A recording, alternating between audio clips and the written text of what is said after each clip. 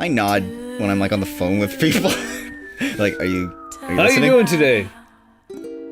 That's not a yes or no answer. Why are you nodding? How can you tell that I'm nodding? We're on the phone.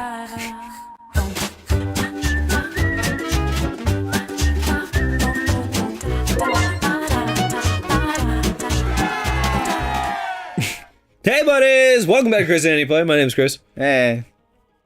I'm the other one. Yeah, I know. You get so mad. It's my revenge. This is your episode now. It's my revenge. Clocking out. Alright. Punching out. Look at these dinosaurs go. Oh, attack me!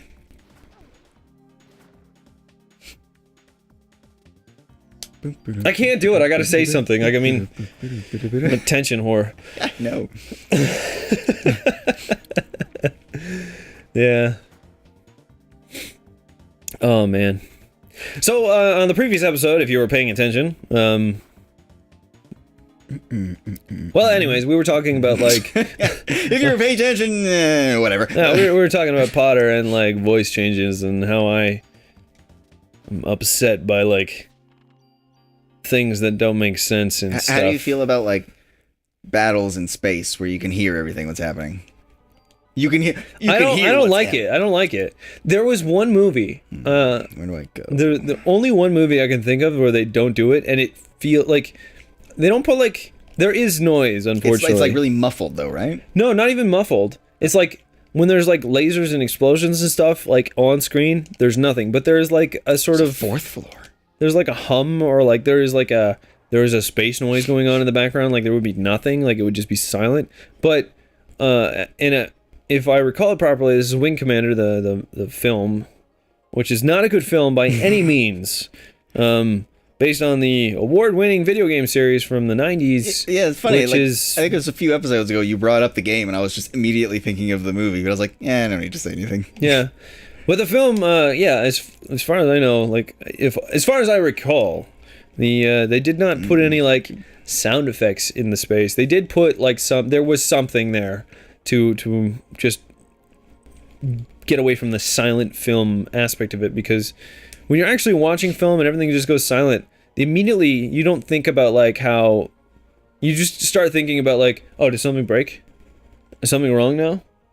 Like, what's going on? Like, did the speakers cut out? Are my headphones broken? So you get that kind of feeling going on, but for the most part, like, it was just like, it was silent, and it kind of led to it increased the drama of the situation, where it's just like, I understand the muffled side of things too, but like, I mean, in space, there's no, it's a vacuum for the most part. Like, there are things there, but like, there's not enough to really transmit sound. I don't care that it's like unrealistic or whatever. I like the sound of lasers and explosions, so I'm willing to let it slide for the sake of hearing cool lasers and explosions. I know. You know, like, That's me. Speaking from experience, I've never been in space. So, I would imagine knowing, like... Never been in space! I would imagine that there's, like... the muffled side of, like, sound effects and whatnot in space, I can kind of understand, like, if he was taken from the cockpit view. Cock. I gotta say cock one more time.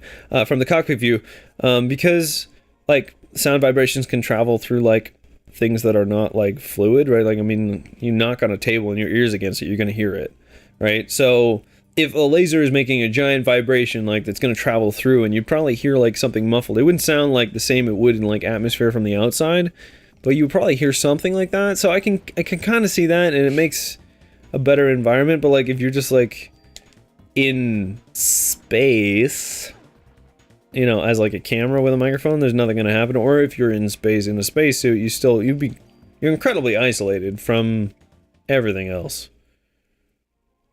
Well, you know what? Maybe it's just like okay. Yeah. I don't know about you, but I hate shaky cam. I hate shaky cam. But why did they start doing it? To give you Save this... the private's right.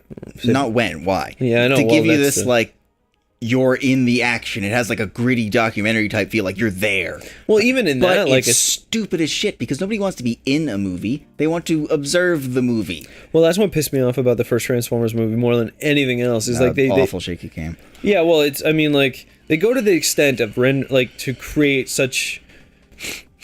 I'm gonna use this term incredibly loosely. Epic action, but then they don't let you see any of it. Yeah. So like.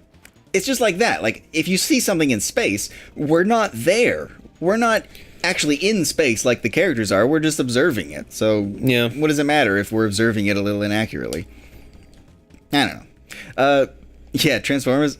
Damn, what was I going to say about Transformers? Oh, right, just the shaky cam. I hate it in movies. It can ruin a movie. We're just like, that could have been an amazing fight scene. But I don't know what happened, so it's not. But, like, when they start introducing shaky cam into video games, then it really starts pissing me off. Like, I don't know if you remember, but there was a particular cutscene in Final Fantasy 13 that probably would have been cool, but couldn't really see what was happening because of the shaky cam. I don't know. I don't remember a lot of 13 at this point. It made me really angry. I don't like shaky cam. No, my experience with 13 was like really unfortunate. I spent so many years waiting for it. I finally got it, and then like didn't have the time to really play it. So then I was like playing it like sporadically in my off hours, like here and there, and then just sort of like ran out of time and never finished it, and never really got a real experience for it. Oh, so. You never finished it? No, I never had the. I think I'm close to the end, but I never really got there. It's okay. Like my opinion on 13 is, it's not as bad as everyone says, but it's not good. But I just don't think it's bad. I don't think it's a bad game. Well, I just don't think it's particularly good. Since I've never finished the story, I don't know how accurate you can take my opinion on it, but this is how I feel about 13. Everybody hates that it's an incredibly linear story and you can't explore in the game. And here's my opinion on that. Fuck you. Every other Final Fantasy has the illusion of not being a linear story, but it's incredibly, incredibly linear. You go through and do every damn thing with the occasional side quest and move through the game. You know, it varies from Final Fantasy to Final Fantasy, but most of them don't have a lot of optional content. Yeah, and like you have to go from place to place. The only illusion is the fact that there is an overworld. In some cases, though, where there is a lot of optional content, it's usually at the very end of the game, like 13 was. Yeah. So the fact that they put you in a situation where you can't go to the overworld, like there is no overworld as far as I understand, like there is like some areas that are larger, and that automatically made it a linear game. And I'm like, I look at it and I play it and I'm thinking about it in comparison to other Final Fantasy games, and to be honest, I don't see why people are complaining about it. The only thing I can't do in it is stop going to play the story to dick around doing things that are not important to the game, which is basically what you can do in the other games that is taken out from this one. You know what? Actually, now that I think about it, it might be that it was very jarring to go from this like game with zero optional content until the very end, considering like 12 came right before it, and that game probably had the most optional content of any Final Fantasy up to that point. Yeah. With all the hunts, there's every time you progress a little bit in the story, more unlock. There's a lot of optional content in that game. I think probably the second most might be 9 with all the Chocobo treasure hunting. Yeah. Maybe, or possibly 10. To be honest, the only thing that's really removed, like, I mean, if you want to complain about something, the only thing that's really removed that is influential to the game at all is that it removes the ability to select which grinding post that you want to be at quickly. Oh, yeah, because there's like level caps as you progress. Yeah, but even that, like, what I'm saying is like, oh god, where do I go? You know, if you want to go grind someplace specific in 7, you get in your airship and you go there and you drop off and you go grind there for a while. That option doesn't really exist in 13, but that is pretty much the only thing that's really missing in comparison. Like, you know, people are gonna like really yell at me for this one. That is the difference as far as like gameplay goes between 7 and 13. Done. Because yeah, like, I mean, like, yes, you can get into the overworld and decide to like spend like 60 hours in the golden saucer because you feel like it, and that's removed from 13. Like, you don't have those options. But I mean, like, as far as like playing the story goes, like, there's no difference. It's a very, like, 7's an incredibly linear story. You're told to do this, you go do it, and the story progresses. In 13, you're told to do something, you move forward, and the story progresses. So, anybody who thinks the Final Fantasy games are actually open world sandbox games, I think you don't know what the term sandbox game means. And yeah, for anyone who complains about Final Fantasy 13, just go play Xenoblade Chronicles.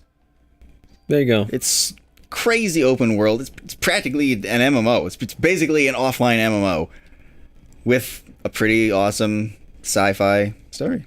Sweet. And there's a sequel coming out. Yay! Yeah. I have to buy a Wii U though in order to play it. Boo. Somebody should send us a Wii U. I don't think that's gonna happen. That's probably not gonna happen. If you'd like to send us a Wii U, please send me an email on, send us a direct message on Twitter, and I will give you an address. If you don't want to send us a Wii U, you're probably part of the masses. Thank you for watching our video. What's this? I don't know what. Yeah, you did that one. Yeah.